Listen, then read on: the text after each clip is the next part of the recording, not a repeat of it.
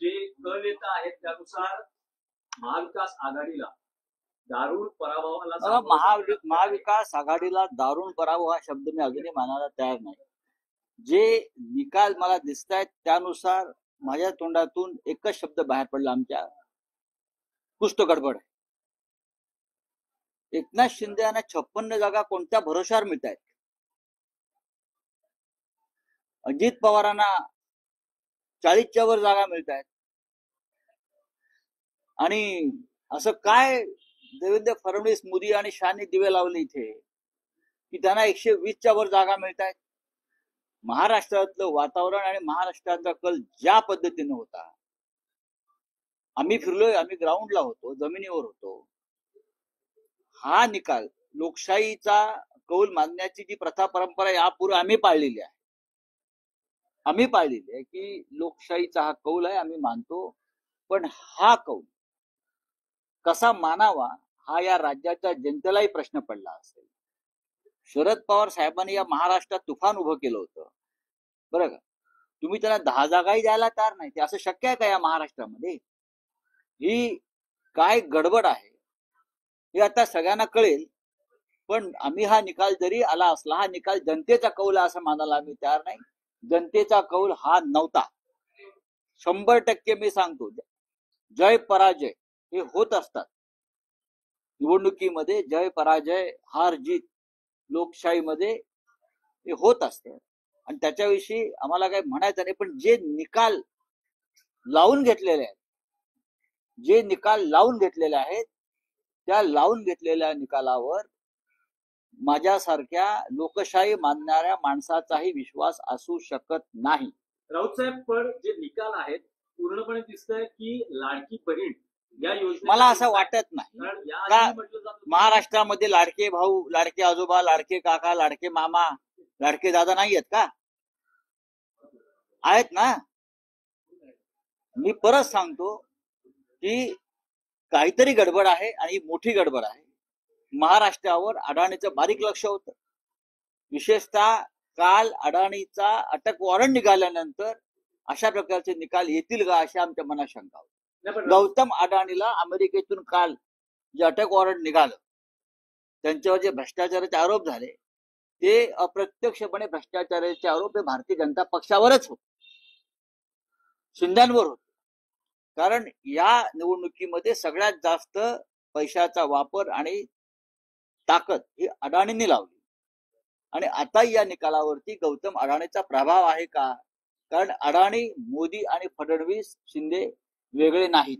पण राऊत साहेब, तुम्ही म्हणते की काहीतरी गडबड आहे, तर नेमकं तुम्हाला काय म्हणायचं? मी पाहू ना आता ईव्हीएम मध्ये गडबड आहे की या संदर्भात पैशाचा वापर झालेला आहे याच्याविषयी माझ्या मनात काही शंका नाही. तुम्हालाही माहिती आहे पैशाचा किती मोठ्या प्रमाणात वापर झाला. एकनाथ शिंदेचे सर्व आमदार कसे काय निवडून येऊ शकतात? अजित पवारांचे, ज्यांच्या गद्दारी विरुद्ध महाराष्ट्रात रोष आहे, ज्यांच्या बेईमानी विरुद्ध महाराष्ट्रात प्रचंड रोष आहे, शरद पवारांच्या सभांना, त्यांच्या प्रचाराला तुफान प्रतिसाद मिळाला, ते वादळ तुम्हाला दिसत नाही. पण आज जागा जिंकल्यावरती युतीचं वादळ म्हणताय तुम्ही. स्वतःला प्रश्न विचारा मीडियानं. मीडिया हा एक लोकशाहीचा महत्वाचा स्तंभ आहे, त्यांनी हा प्रश्न स्वतःला विचारावा, गडबड आहे की नाही. पण राऊत साहेब, तुम्ही लोकसभा निवडणुकांचे निकाल मानले तर आम्ही लोकसभेचे निकालही मानले नाही. सॉरी, लोकसभेच्या निकालाचे गडबड झाले असं आम्ही मानतो. नाही तर नरेंद्र मोदींचा पराभव नक्की झालेला होता. पण महाराष्ट्रात जे निकाल लागले तेही आम्ही, आमच्या अनेक जागा ह्या लोकांनी चोरल्या. आम्ही वारंवार म्हणालो, तुम्ही माझ्या तोंडी काय घालू नका. आम्ही अत्यंत संघर्ष करून विजय मिळवला. ह्या वेळेला खूप मोठं कारस्थान या निकालामागे मला दिसतंय आणि 100% हा निकाल लावून घेतलेला निकाल आहे, जनतेला दिलेला कौल नाही. पण रावसाहेब, पुढे काय पाहू ना आता, अजून थोडा वेळ आहे आम्हाला. आमच्या महाविकास आघाडीला तुम्ही 75 जागा देत नसाल, एवढा मोठा विरोध महाराष्ट्रात असताना, एवढी मोठी बेईमानी गद्दारी झाली असताना, जर तुम्ही 75 जागा, 100 जागा जर आम्हाला तुम्ही देत नसाल, याचा अर्थ अमित शहा, मोदी आणि अडाणी यांनी हा निकाल ठरवून लावलेला. 100%. आणि शेवटच्या 3 दिवसामध्ये मोदी आणि शहा या राज्यातून गायब झाले. गौतम अडाणी यांचा जो निकाल अमेरिकेत लागलेला आहे त्याच्यावरचं लक्ष सुद्धा यातून बदललं जावं. महाराष्ट्रात आम्ही जिंकलो, गौतम अडाणी जिंकलाय महाराष्ट्रामध्ये, हे त्यांना दाखवायचं आहे. तर चंद्रकांतदादा पाटील म्हणतात की आमच्या पक्षांच्या नेत्यांचं मन मोठं आहे, उद्धव ठाकरेंचं आम्ही पक्षात आले स्वागत करू, त्यांना पश्चाताप झाला असेल तर त्यांनी परत यावं. काही गरज नाही तुमचं मन मोठं असण्याचं, बरं का. तुमचं कारस्थान मोठं आहे, तुमचं मन हेच तुमचं कपट आहे. नाही, पण राऊत साहेब, हे जे निकाल आहेत असं दिसतं आहे की महाविकास आघाडीला किमान विरोधी पक्ष तिथे पद तरी हे विधानसभेत मिळेल. जसं काँग्रेसच्या बाबतीमध्ये लोकसभेत 2 वेळेला घडवलं ठरवून, त्याच पद्धतीनं या महाराष्ट्राच्या विधानसभेमध्ये हा निकाल लावून घेतलेला आहे. महाराष्ट्र जो विकायला काढलेला आहे त्याला आम्ही विरोध करत होतो. मुंबई विकायला काढलेली आहे त्याला आम्ही विरोध करत होतो. आणि हा विरोध आमचा मोडून काढण्यासाठी या पद्धतीनं निकाल लावून घेतले. नपेक्षा असे निकाल या महाराष्ट्रात कधीच लागणं शक्य नाही, लागूच शकत नाही. राऊत साहेब, विक्रोळी विधानसभेमधून सुनील राऊत आता आघाडीवर आहे. बरं, तुम्ही त्याच्याबद्दल काय म्हणता? नाही बघा, असं आहे की काही ठिकाणी त्यांना सुनील राऊत असतील, परळ असेल, दादर असेल, इकडे काय गडबड केली तर 100% लोकांना त्रास होईल हे पचवणं. सुनील राऊत यांचा पराभव करणं सोपं नव्हतं, त्यांनी प्रयत्न केले, त्याच्यामुळे त्यांना इथे काय करता आलं नाही. अशा काही जागा त्यांनी सोडलेल्या आहेत. असं दिसतं आहे की महाविकास आघाडीला किमान विरोधी पक्ष तिथे पद तरी हे विधानसभेत मिळेल. जसं काँग्रेसच्या बाबतीमध्ये लोकसभेत 2 वेळेला घडवलं ठरवून, त्याच पद्धतीनं या महाराष्ट्राच्या विधानसभेमध्ये हा निकाल लावून घेतलेला आहे. महाराष्ट्र जो विकायला काढलेला आहे त्याला आम्ही विरोध करत होतो. मुंबई विकायला काढलेली आहे त्याला आम्ही विरोध करत होतो. आणि हा विरोध आमचा मोडून काढण्यासाठी या पद्धतीनं निकाल लावून घेतले. नपेक्षा असे निकाल या महाराष्ट्रात कधीच लागणं शक्य नाही, लागूच शकत नाही. राऊत साहेब, विक्रोळी विधानसभेमधून सुनील राऊत आता आघाडीवर आहे. बरं, तुम्ही त्याच्याबद्दल काय म्हणता? नाही बघा, असं आहे की काही ठिकाणी त्यांना सुनील राऊत असतील, परळ असेल, दादर असेल, इकडे काय गडबड केली तर 100% लोकांना त्रास होईल हे पचवणं. सुनील राऊत यांचा पराभव करणं सोपं नव्हतं, त्यांनी प्रयत्न केले, त्याच्यामुळे त्यांना इथे काय करता आलं नाही. अशा काही जागा त्यांनी सोडलेल्या आहेत. म्हणजे महाविकास आघाडी गाफील राहिली का? आम्ही अजिबात गाफील राहिलो नाही. गाफील कशा करता राहायचं? जनतेचा कौल हा नाही, हे मी एवढंच सांगतो.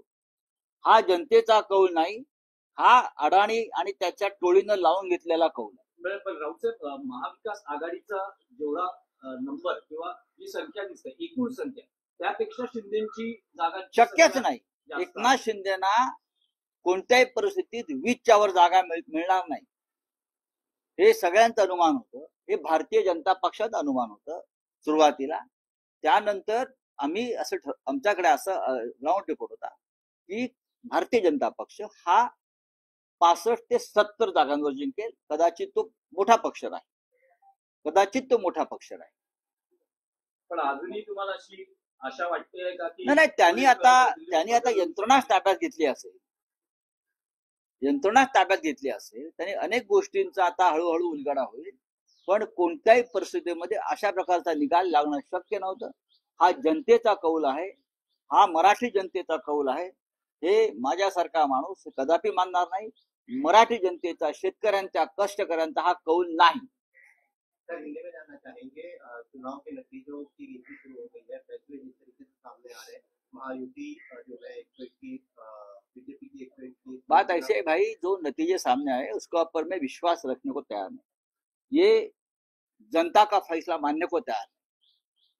हमने महाराष्ट्र की जनता का जो मन है, हमें मालूम था किस दिशा में जा रहा है, लेकिन 2 दिन पहले गौतम अडानी के खिलाफ एक वारंट निकला, अरेस्ट वारंट, बहुत बड़ा भ्रष्टाचार का आरोप हो गया, ब्राइब का केस है, रिश्वत का केस है 2000 करोड़ का।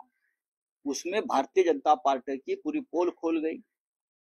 गौतम अडानी, बीजेपी, मोदी जी, शाह जी और फडणवीस, शिंदे, ये एक है और उसका ऊपर से ध्यान हटाने के लिए ये पूरा एक कपट कारस्तान हो गया है और उसकी तैयारी पहले से चल रही थी। हमने ये महाराष्ट्र जो गौतम अडानी के जेब में जा रहा है, मुंबई जेब में जा रहे हैं, हमने विरोध किया। ये अडानी राष्ट्र नहीं होने देंगे। तो इसके लिए इस प्रकार के नतीजे महाराष्ट्र के ऊपर लाद गए। ये जनता का कौल हो ही नहीं सकता। महाराष्ट्र की जनता का मन हमें मालूम है, ये हो ही नहीं सकता है। राउत साहब, दिख रहा है कि लाडली बहन जो सरकार, अरे लाडली भाई, यहाँ लाडले भाई है, लाडले नाना जी है, लाडले दादाजी है, सब कुछ लाडले है ना यहाँ। हमको मालूम है क्या है ये। इतनी ये निर्णय जो आया है, ये नतीजा आया है, ये जनता का निर्णय नहीं है, मैं इतना ही कहूंगा। नहीं राउत साहब, लेकिन लोकसभा चुनाव के वक्त आपने जो जनता ने कॉल दिया उसको उस वक्त हमने कहा था मोदी जी हार गए हैं, लेकिन चाहे महाराष्ट्र हो चाहे और स्टेट में गड़बड़ की है। महाराष्ट्र के नतीजे भी उससे ज्यादा आने वाले थे। अच्छे हमारी 4 या 5 सीटें लोगों ने चोरी की, मैं आपको बता रहा हूँ। पर राउत साहब, अब दिख रहा है कि महाराष्ट्र की विधानसभा में विपक्ष के लिए भी कुछ, मतलब विपक्ष यही लोकसभा के 2 चुनाव में 2014-2019 ने मोदी और शाह ने यही किया था कि विपक्ष का नेता कांग्रेस को नहीं मिलना चाहिए। इस बार भी वही स्ट्रेटेजी महाराष्ट्र में की कि विधानसभा में कोई विपक्ष का नेता नहीं रहेगा। ये हमेशा बीजेपी की स्ट्रेटेजी रहेगी। लेकिन आप कह रहे हैं कि कुछ गड़बड़ है। गड़बड़ तो है। क्या है, मतलब अभी EVM में गड़बड़ है? अरे भाई ठहरो, पूरे नतीजे आने तो हम बाद में बात करेंगे ना, क्यों नहीं करेंगे। पैसा तो ऐसा है कि हर चुनाव क्षेत्र में नोटों की मशीन लगाई थी। अरे शिंदे का एक भी उम्मीदवार सिटिंग एमएलए गिरता नहीं, और शिंदे ये बोल रहे थे हमारा एक भी सिटिंग विधायक गिरेगा नहीं। आपको मालूम होगा तो मैं इस्तीफा दूंगा। ऐसा होता है क्या चुनाव में कभी? हमारा एक भी नहीं गिरेगा। ये कौन सा भरोसा है? ये कौन सा लोकतंत्र है? 200 के ऊपर किसी को चुनाव में नतीजे मिलते हैं क्या? जिस देश में, जिस राज्य में सबसे बड़ी बेईमानी हो गई है, इस राज्य की जनता बेईमान नहीं है। ये नतीजे ऐसे दिए अपने कि अपने राज्य को, जनता को बेईमान ठहराया है। इस राज्य की जनता बेईमान नहीं है। जो नतीजे आ रहे हो महाविकास आघाड़ी को कबूल है नहीं, नतीजे कबूल नहीं है। मैं मानता हूं जनता को भी नतीजे कबूल नहीं है। जनता को भी, ये जनता का निर्णय नहीं हो सकता है। मैं बार बार बोल रहा हूं और मुझे बार बार आप वही सवाल पूछ रहे हैं। लेकिन जो महाविकास आघाड़ी के कुल आंकड़े दिखाई दे रहे हैं, कुल संख्या दिखाई दे रहे हैं, उससे ज्यादा शिंदे गुट के कैसा हो सकता है? आप अपने मन को पूछे, आप पत्रकार है, आप अपने मन को पूछे क्या महाराष्ट्र में संभव है? आप अपने मन को पूछे कि महाराष्ट्र में शिंदे को 60 सीटें मिलती है, संभव है क्या? ये अजीत पवार को 40 सीटें मिलती है, क्या ये संभव है? भारतीय जनता पार्टी को 125 सीटें मिलती है, क्या संभव है? क्या इस राज्य की जनता भी बेईमान है? इस राज्य की जनता बेईमान नहीं है, इसके ऊपर हमारा विश्वास है।